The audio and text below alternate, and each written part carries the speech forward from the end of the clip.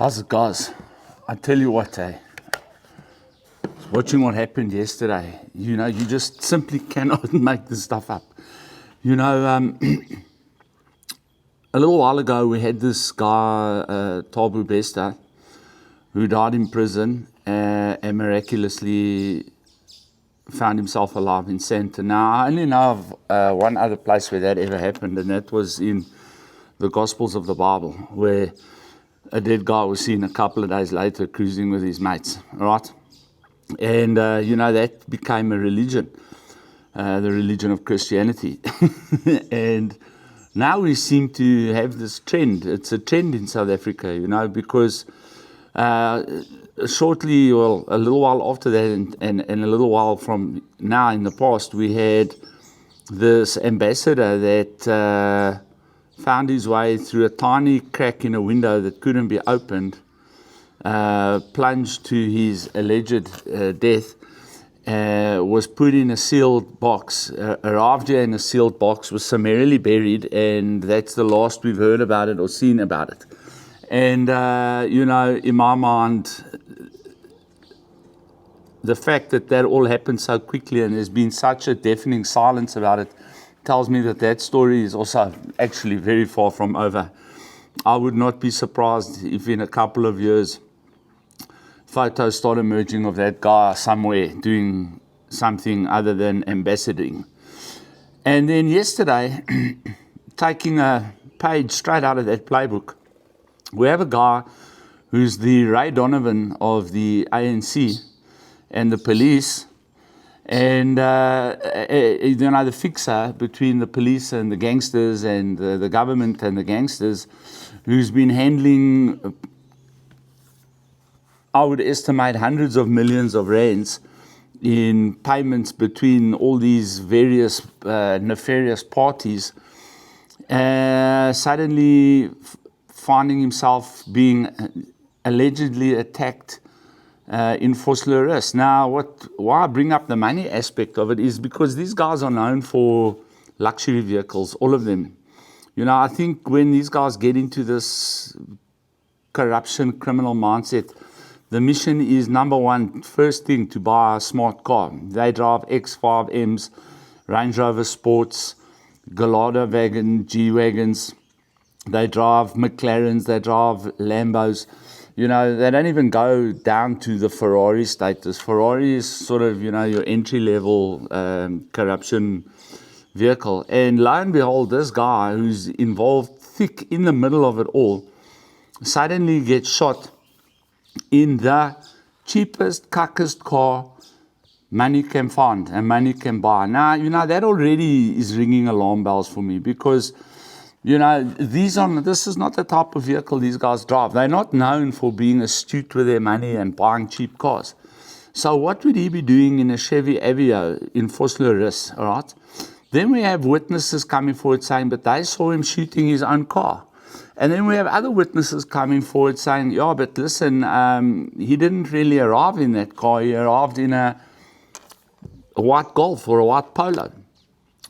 And then he tells people not to phone the police, and then when the people do phone the police and the police eventually arrive, he tells the people he doesn't want to open a case. Now, what must we make out of all of this, What we must make of it, South Africa, is that you and I are considered complete and utter idiots. We must just lap this up and believe it. We've got these commissions now going on, this ad hoc committee and this Madlanga commission going on day after day after day after day. And, every single day there's a new startling revelation that comes out. And, for me, I've said from the beginning that I believe that this is a waste of time. However, what I'm seeing, contrary to what I believe, is that this commission seems to be putting a lot of pressure on certain people that were involved in these types of nefarious activities, and to the point where these people are becoming desperate and are starting to do really, really stupid things. You know, we also have now Kumalo coming yesterday and showing CCTV footage of people exchanging money at Kat Mtlale's house. More than one person coming in and out of there, coming in empty-handed and leaving with a bag of something, you know. And I'm sure when these people are called to come and give evidence, you know, they'll probably say, no, I was just collecting my washing there.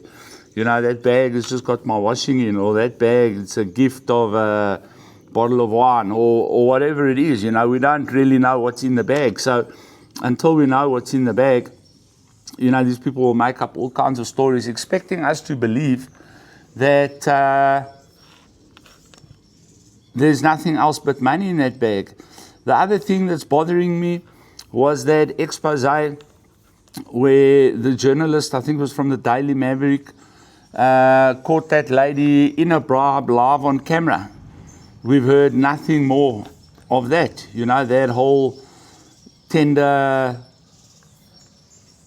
scandal, swindle. What has happened with that bribery case? You know, we don't hear. It goes to a point, and then it sort of gets smothered in the media, and we just, you know, we're so consumed with the amount of information that is coming out of these things that it's very difficult to keep remembering all the corruption and all the things where people have been caught out, because there's just so much. It's just absolutely endemic and systemic. You know, it's actually frightening, the level of corruption that we are faced with. At the same time, yesterday, I go onto TikTok and I see that there's now 294 billion rand, or people that are in control of 294 billion rand. The Department of Social Development has gone, I don't know how many hundreds of millions or billions of rands in illicit spending and illicit and mismanagement, and that the person responsible for all of this is the niece of the minister, who's 22 years old, running the department that is overseeing people like myself that run recovery centers. And these are the same people that come to our recovery centers and then try and enforce upon us the minimum norms and standards and the act, you know, in terms of drug rehabilitation. But within their own departments, it's just, they can't run their own departments, is what I'm saying to you. You know, the hospitals are failing. The state rehabilitation centers are failing. The old age homes are failing. The orphanages are failing. The hospitals are failing. The clinics are failing. But then you come to me and tell me how to run my place when you are unable to run your own. And this is the number one problem. Then more news is that the vast majority of ministers and MMCs and people in charge of finances and running departments are absolutely and completely illiterate and cannot even read for comprehension, cannot do basic maths. But these people are responsible for hundreds of billions of rands in spending.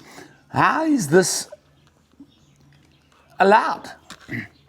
And while all of this is going on, and it's every single day, a new thing, a new thing, a new thing, a new thing, outside of the Madlanga and the ad hoc committee, just more corruption, more corruption, more corruption, you know? And where's the president? Where's the president?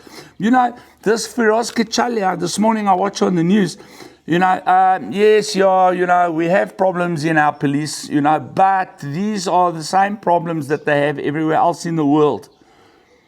Please, sir, please, just stop it, okay? Just absolutely stop that cuck, all right?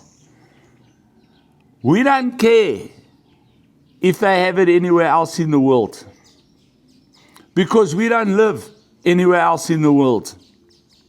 We live here. We live here. So stop once again trying to deflect from your failures as a government by showing us how bad other governments are. You know, you can't constantly complaining that the DA is doing that, but you do it yourself. Your government has allowed this country to become a narco state. Every single day, more and more people are being murdered in this country. More and more people are being murdered in this country as a result of this corruption and theft and fraud. And what are you guys doing? You're doing your best to protect yourselves because you know every single one of you is involved. And you must be involved because the corruption goes right from the top, right through to the ranks. You can get nothing done in this country at Home Affairs, at a licensing department, anywhere on the side of the road with a traffic official, at a police station. You know, I'm hearing stories that if people go make a statement, they've lost their ID book or they've lost their bank card or whatever, and they have to go make a statement to report it to the bank. The bank insists on a statement or an insurance company or an accident report, that those officers in police stations will not help them to do that unless they are bribed. This is the level it's got to. And it starts at the top. And while this is going on, the president of the country, I know, is cucking himself because all that stuff that he's been involved in is starting to come out. People are going back to the couch, the pala, they're going back to the arms deals, they're going back to all these things that have happened over the last particularly 20 years. And we want the answers, and we're not getting them. And of course, Thabo Mbeki's solution is the old ANC solution of, you know, the way to get out of the cuck is to blame Jan van Riebeeck. This is not Jan van Riebeeck's doing, my friend. This is your doing. And I want to just make this point as I close. When I watch these podcasts and commentators, I watch the majority of them, I watch the black guys. And what I'm noticing is a trend. And the trend is this: more and more black guys with sense are coming onto these black podcasters shows and saying, we're starting to understand why people didn't want us to be part of the running of a country back in the times of apartheid. We're starting to get it when we see